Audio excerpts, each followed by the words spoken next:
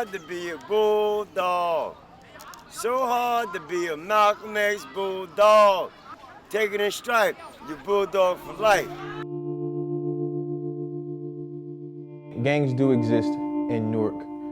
There are Bloods, there are Crips, there are Grapes, there's Latin Kings, and these are all the surrounding streets of the high school. So you had a bunch of athletes who were also fell victim to the streets, participating in some of the gang activity and gang fights and things like that. Every player has to go home to their own environment. The football team can't actually stop that, what's on the streets and everything. Some players make the right choices, some don't. I met Coach Grant actually my sophomore year. He's the type of coach, see if he see you hungry and everything like that, and if you don't have no money on you or anything like that, he'll also offer you something, hand you $5, send you to the store to get something to eat. I mean, Jawan's always kind of ridden with us sometimes, but he usually, then getting older, he wanted to catch the bus to kind of be more independent, but then there was some violence in the neighborhood. When I was coming home Friday night and I was heading home, I was minding my business and everything like that, and it was like two guys, was in the car. So that's when they walked past us, and that's when they came back. The guy had a gun. That's when they tried to rob me and my friend. So that's when they had my friend on the wall, and that's when I started running. And once I started running, they started shooting. So they started shooting at me and everything. And, everything just went crazy. And it's just as simple as that, getting off the bus.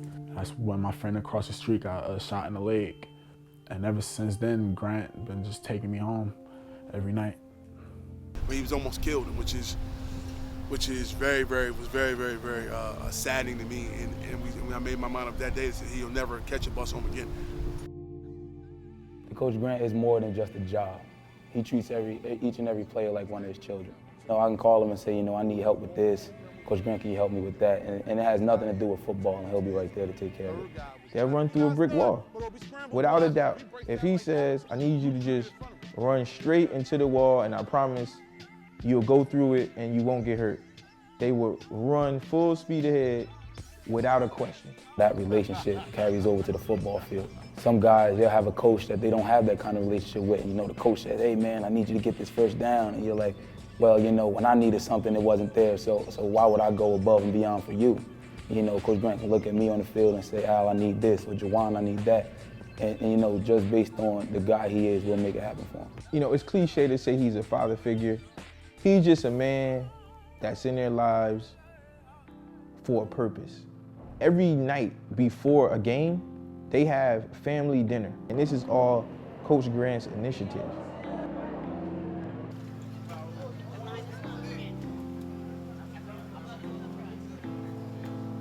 Coach Grant's mother prepares large amounts of food for the entire football team. It feeds some hungry guys, but two, I think it builds unity and a sense of pride, a sense of family, I think, amongst them. So football brings the children together no matter where they're from. So this is why we can have rival gang members on the same football team, one passing the ball to the receiver, the other one handing the ball off to the running back, and them understanding that it's not about our neighborhoods, but it's about what we do together on a football field. Week in, week out, 2-a-days, 3-a-days, they eat with each other, they sing the school song with each other, they learn the same routines, and they begin to develop a love for one another that nothing can separate. So the pressures of where you're from just no longer exist. What we try to do is take something normal, and that's normal. That's what everybody else does. And maybe in this environment, in this community, hasn't been that way. But we just want to bring normalcy to it. That's what happens in the real world. You have to bring people from all different backgrounds, all different kind of baggage, put them together and make it work. And that's how life is. And that's what we need to teach our guys. Hopefully from this, maybe some other people learn they can work together as well. 1, 2, 3. So we think of ourselves as our own game. We come out and our purpose is to win games and put a smile on the people in the stand's face. It's Bulldog Nation. It doesn't matter where you're from, what side of town you live on, what guys are in your neighborhood. When you're here, you put that helmet on, you're a Bulldog. That's what is special about these guys, especially about what we're doing, is that they drop all that stuff when they walk through that gate, and everybody's a Bulldog, and everybody's a part of what we do. The biggest thing, the biggest component of this entire program Coach Grant has a 100% college acceptance rate. You will go to school leaving his program. The dreaded college question. I don't know yet. Well, to play with Thal, should that be great though to play with him in college?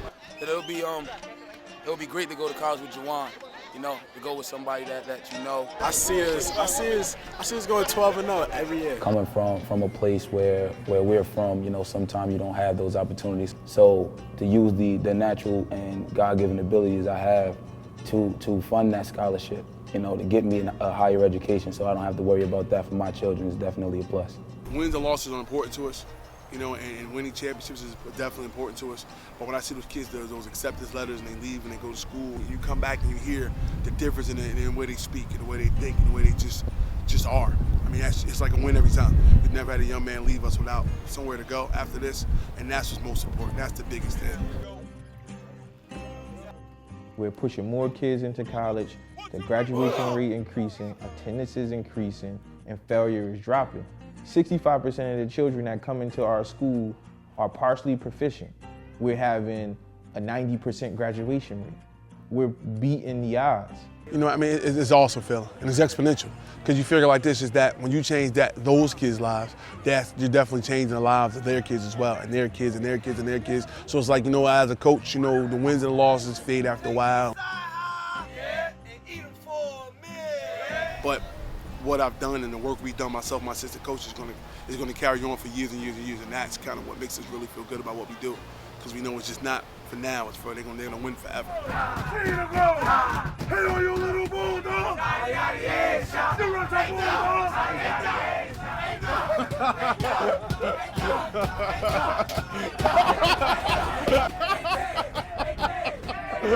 They work hard, they play hard, so I like to let them have fun when they win. You know, I think they get a chance to just be normal kids, express themselves. They don't have to be tough guys. They don't have to be down with this neighborhood or that block or whatever. They just can be bulldogs and be kids and have a good time with each other.